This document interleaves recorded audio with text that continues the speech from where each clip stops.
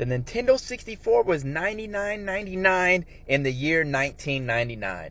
Let's go over these old nostalgic games. First of all, this is an ad from KB Toys, which was one of my favorite stores growing up. It was pretty much the mall version of Toys R Us, and you can get games, toys, you name it. It was the place to be. Now I'm going to first start off with the Nintendo 64 up here, which was $99.99, which had the controller. You had the clear purple controller, which that aesthetic is something that I miss until this day. You had your standard gray controller, which was what most Nintendo 64s came with. But they also included a free rumble pack / memory card with it. But for $99.99 in 1999, how much does that cost? $184. Now, if you scroll down to Star Wars Rogue Squadron and Legend of Zelda Ocarina of Time being one of the best games of all time, and Rogue Squadron being a pretty solid racer back in the day, $39.99 in 1999 was $73 in 2023, or is $73 in 2023. That's a lot of money. And it's interesting how when we compare these inflation values to things, you realize how expensive games were back in the day. I just think it was something that was more accepted because of how new console gaming was and just how sought after some of these games were.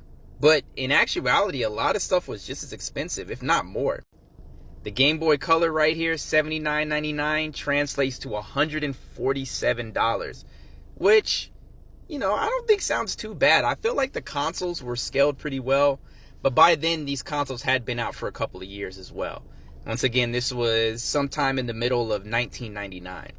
And let's just talk about how amazing the colors were, especially for the Game Boy Color.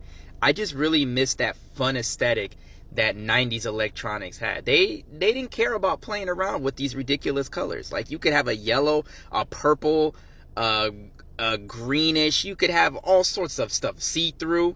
And all of it was cool. It all had a unique aesthetic to it. Last but not least, you had the Pokemon games. Red, blue, and it looks like yellow hadn't come out yet. $29.99 a pop. Translates to about $55. A little bit more standard and down the line.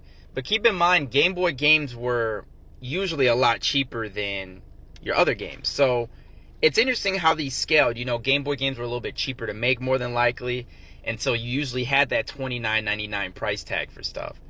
But in actuality, gaming was still fairly expensive back then. I just think it was just a newer thing, and console gaming was starting to have its surge. The 64, the PS1, the Game Boy series. These were all some of the most important consoles to ever come out in gaming. But I just thought this was an interesting video, pulling it out of the nostalgia tales. KB Toys. Let me know if you remember KB Toys. I want to know. Do you miss KB Toys? Do you miss some of these other places in the mall? But once again, I appreciate everybody for tuning in. If you enjoyed it, let me know. Definitely hit the like for this video. Subscribe to the channel. I appreciate y'all. Have a good day and peace out.